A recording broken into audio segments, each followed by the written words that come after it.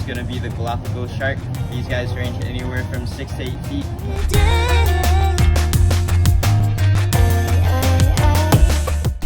Welcome to All Around Oahu. This week we're going shark diving, cage and cageless, which is for you.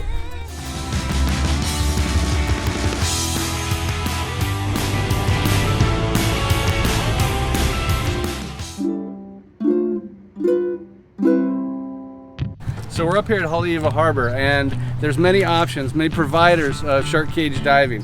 There's people that do it with the cage and without the cage, and I'm going to tell you today the difference between both of them. The first dive that I did was a cage dive. It was with North Shore Shark Adventures. Now the first obvious benefit of that is having the cage. You definitely feel a sense of safety inside the cage. I don't know if that's a placebo effect or not, but the cage is there for your safety. Another reason for choosing the cage dive is that they've been around a lot longer than some of the smaller cageless operators, so they have bigger boats, which actually gave us a little chance to explore the boat, and we had a better opportunity, I think, to see wildlife. As you can see here, we got some spinner dolphins just jumping off the front of the boat. That was really awesome. That was something we didn't get to experience on the cageless dive. Now, I don't know, that could have been luck of the draw, but it just seems like with a bigger boat, gives you a little more opportunity to move around. You also have more people, so that's kind of a plus or a minus, depending on your take, if you like to even your odds out a little bit. One last thing I'd like to mention is the cage dive ran around $100, so this is about 50% less than the cageless dive. So if you're going with a family, or if cost is a consideration, you might want to keep that in mind.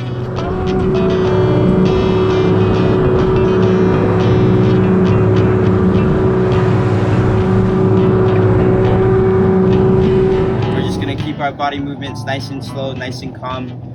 No frantic flailing or splashing on the surface, just because you don't want to look like prey in the water.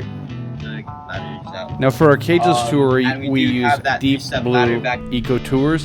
The cost is $150 per person, but it was an awesome tour. It was great for us to swim around freely outside of the boat, and we felt like the crew was really awesome, just explaining to us what we were going to see, what we were going to do, and kind of giving us hand signals. And I'm not going to lie, I was kind of nervous about jumping into the water with sharks, but it turned out once the crew talked us through everything, that everything was pretty smooth sailing, and we all had a great time.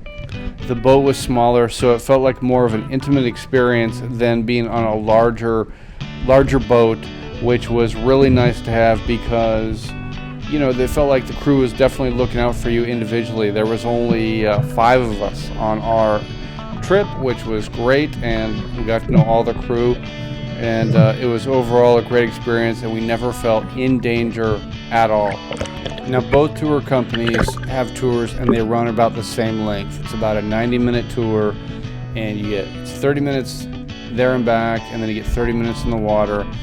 Both companies, or both businesses, also sell photos or video, which you can buy from the crew. You can also bring your own GoPro.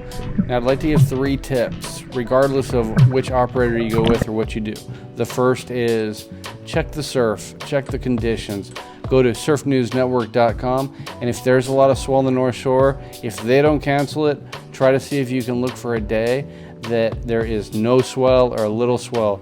This will dramatically enhance your visibility underwater, and it will make your ride out to the buoys where you're going to see the sharks a lot more pleasant.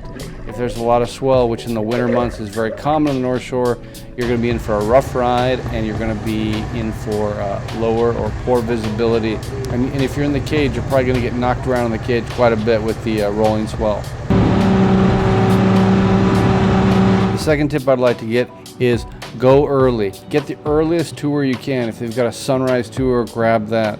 The reason being, again, because of the weather. The wind will come up like by midday, almost guaranteed. And if you want to have that sheet glass for not only being on the water, but for swimming, for your best visibility, you're going to want to book a morning tour. My last tip should be common sense if you're here, but it's sun protection. You want a hat, you want good sunblock, You want to have long sleeve shirt while you're on the boat. Just do what you can to shield yourself from the sun, and you're gonna have a much better day. One bonus tip: if you feel yourself getting seasick, try to maybe stand up and look at the horizon. Don't look down. Just stand up, deep breaths, look at the horizon, and don't look down. It makes it a lot more bearable. But also medication might be a good idea if you haven't spent much time on the water.